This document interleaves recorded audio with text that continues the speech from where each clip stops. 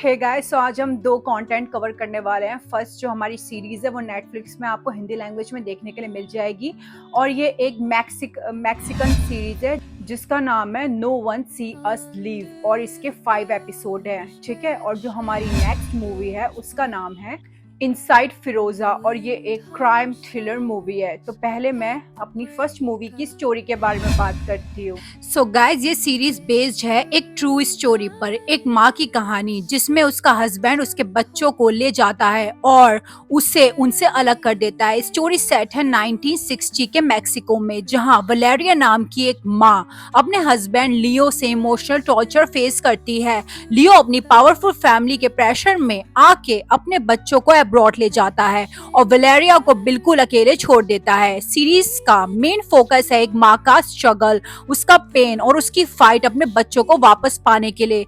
कहानी इमोशनल भी है, स्लो बर्न भी है और कहानी आपको रियल लाइफ की हेल्पलेसनेस फील कराती है। अगर मैं इसकी परफॉर्मेंस के बारे में बात करूं, टेसा ने लिटरली आप हमारा दिल जीत लिया अपनी परफॉर्मेंस से इस सीरीज में। उसकी आंखों में जो दर्द है ना, वो आपको हर सीन पे फील होगा। आपको लगेगा कि ये सिर्फ एक एक्टिंग है, बट ये असल में माँ का एक असली दर्द है। एमिलियानो ने भी हस्बैंड के रोल में बहुत अच्छा काम किया है। वो पूरा विलेन नहीं लगता, उसके अंदर भी एक प्रेशर और ईगो और अपनी फैमिली का कंट्रोल दिखाया गया है। सपोर्टिंग कास्ट ने भी अच्छा काम किया है, स्पेशली जो वलेरिया के आसपास के लोग हैं उन्होंने अच्छा काम किया है। गाइस, अब मैं इसके राइटिंग और डायरेक्शन के बारे में बात करती हूँ। डायरेक्शन काफी स्ट्रॉन्ग है, पूरा टोन रियलिस्टिक रखा गया है। फ्लैशी सीन नहीं बल्कि ग्राउंडेड इमोशंस दिखेंगे आपको। डायरेक्टर ने 1960s का लुक और फील परफेक्टली रिक्रिएट किया है। कॉस्ट्यूम, सेट्स, लाइटिंग सब कुछ ऑथेंटिक लगता है। राइटिंग भी काफी मैच्योर है। कैरेक्टर के ब्लैक एंड व्हाइट नहीं दिखाया गया, सब ग्रे जोन में ही दिखते हैं। गाइस, अब मैं सीरीज की कुछ अच्छी चीजों के बारे में बात करती हूँ। मुझे टेस्ला का रोल बहुत ही ज्यादा ब्रिलियंट लगा। इसके जो पुराने जमाने के जो पीरियड सेटिंग है और सिनेमेटोग्राफी है वो विजुअली बहुत ही ज्यादा स्टनिंग लगेगी आपको। पेसिंग इसकी बहुत ही ज्यादा टाइट है, आपको कहीं पे भी नहीं लगेगा कि अननेसेसरी इस सीरीज को स्ट्रेच किया जा रहा है। सो गाइस, अब मैं बात करती हूँ कि मुझे इस सीरीज में क्या चीजें अच्छी नहीं लगी। मुझे मिडिल एपिसोड लगा कि थोड़ा स्लो है और बच्चे क्या सोचते हैं, बच्चों का पॉइंट ऑफ व्यू ज्यादा एक्सप्लोर ही नहीं किया गया इस सीरीज में। और इस सीरीज में ड्रामा कुछ ज्यादा ही ओवर स्ट्रेच हो जाता है, लगता है कि सीन्स को कुछ ज्यादा ही खींचा जा रहा है। सो गाइस, अब मैं अपने फाइनल वर्डिक्ट के बारे में बात करती हूँ। Overall no one saw us leave एक बहुत ही ज्यादा पावरफुल ड्रामा है जो एक माँ के पेन और उसकी फैमिली फाइट को दिखाता है। ये एक टिपिकली ड्रामा और मसाला सीरीज नहीं है, ये दिल से बनी हुई एक सीरीज है जो मैं अच्छे से कह सकती हूँ कि आपको सोचने में भी मजबूर कर देगी ये सीरीज। अगर आपको स्लो, इमोशनल और रियलिस्टिक सीरीज देखना पसंद है तो ये सीरीज मस्ट वॉच है। अगर मैं अपनी रेटिंग की बात करूं, मैं इस सीरीज को दूंगी 8 आउट ऑफ 10। कुछ सीन बहुत ही ज्यादा डिप्रेसिंग और सीरियस टोन में है, तो मैं सजेस्ट करूंगी कि आप मैच्योर ऑडियंस के लिए ही ये सीरीज बनी हुई है। तो गाइस, अब चलते हैं अपनी नेक्स्ट मूवी की तरफ जिसका नाम है इनसाइड फिरोजा और ये एक क्राइम ड्रामा मूवी है, ठीक है। तो चलो इसकी कहानी के बारे में बात करते हैं। इनसाइड फिरोजा यानी कि फिरोजा 2 फिल्म के बाद की कहानी कंटिन्यू हो रही है। यहाँ पे गोल्डन एक गैंग का नया लीडर बन चुका है आफ्टर एक मर्डर के बाद। अब वो गैंग को cross border crime, dangerous loyalty, betrayal, power struggle की दुनिया में ले जाता है।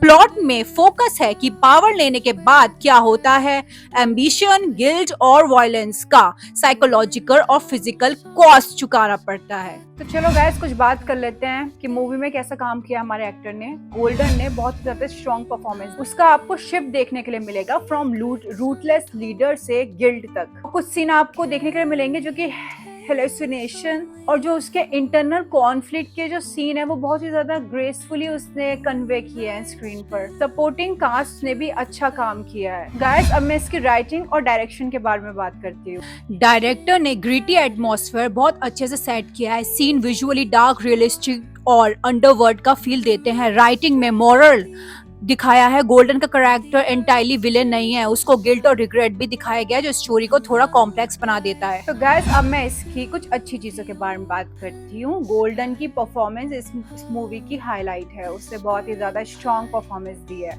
एटमॉस्फेयर की जो सेटिंग है, डिम लाइट्स अंडरवर्ल्ड की जो वाइब दिखाई गई है और रियलिस्टिक वॉयलेंस, वो सब इस मूवी में जान डाल देते हैं। इसमें इमोशनल वेट भी देखने के लिए मिलेगा कि किस तरह से लोग बिट्रे करते हैं, लॉयल्टी और पावर ऑफ कॉस्ट, सारे थीम अच्छे से एक्सप्लोर किए गए हैं इस मूवी में। मुझे इसका क्लाइमैक्स काफी ज्यादा इम्पैक्टफुल लगा है। स्टोरी अपना अच्छे से सीक्वेंस दिखाती है और जो इसका फाइनल मोमेंट है, जो क्लाइमैक्स है, वो बहुत ही ज्यादा सेटिस्फैक्ट्री भी लगेगा आपको। सो गाइस, अब मैं इसके नेगेटिव्स के बारे में बात करती हूँ कि मुझे क्या चीजें इस मूवी में अच्छी नहीं लगी। ऐसे कुछ नैरेटिव्स ऐसे भी लगते हैं कि वो फील नहीं हो पाते, ऐसा लगता है कि फोर्सफुली हम पे डाले जा रहे हैं, और इसके जो हेलुसिनेशन सीन्स है वो कहीं कहीं पे ओवर प्ले भी कर जाते हैं, जिसकी वजह से जो हमारा फ्लो बना हुआ है इस मूवी को देखते टाइम वो थोड़ा टूट जाता है बीच में। अगर आप एक्शन और थ्रिलर चाहते हो तो इसमें वॉयलेंट सीन आपको भर भर के देखने के लिए मिलेंगे और ये आपको थोड़ा ओवरवेलमिंग भी हो सकता है। सो गाइस, अब मैं अपने फाइनल वर्डिक्ट के बारे में बात करती हूँ। ओवरऑल ये एक पावरफुल सीक्वल है जिसमें वॉयलेंस है और वायलेंस के साथ साथ इंसान का स्ट्रगल भी अच्छे से दिखाया गया। ये फिल्म उन ऑडियंस के लिए है जिन्हें क्राइम ड्रामा देखना पसंद है, जिसमें डार्क थीम हो, मोरालिटी हो, कॉम्प्लेक्सिटी हो। ये उन ऑडियंस के लिए ये मूवी परफेक्ट है। लेकिन अगर आप लाइट वॉच चाहते हो तो ये मूवी कुछ लोगों को बोर कर सकती है। मैं बात करूं आप इसे अपनी फैमिली के साथ देख सकते हो तो नहीं, ये एक 18+ मूवी है। इसमें आपको कुछ सेक्सुअल कंटेंट भी देखने के लिए मिलेगा, वायलेंस भी काफी सारा आपको इसमें देखने के लिए मिलेगा। अगर मैं अपनी रेटिंग के लिए बात करूं, मैं इस मूवी को दूंगी 7/10। And if you ask me कि इन दोनों में से आपको कौन सी कंटेंट देखना चाहिए, तो आई विल सजेस्ट कि आप series no one saw us leave. मैंने इस सीरीज को काफ़ी इंजॉय किया है और प्लस पॉइंट यह है कि ये हिंदी लैंग्वेज में अवेलेबल है नेटफ्लिक्स पे। दूसरी मूवी आपको इंग्लिश में देखनी पड़ेगी, ठीक है। सो ये मेरा रिव्यू था इन दोनों सीरीज और मूवी को लेके। अगर आपने कुछ भी देखा है तो आप मुझे कमेंट सेक्शन में बता सकते हो आपका क्या एक्सपीरियंस था। And if you are new then don't forget to subscribe my channel and hit the bell icon. We will meet in the next video. Thank you and have a nice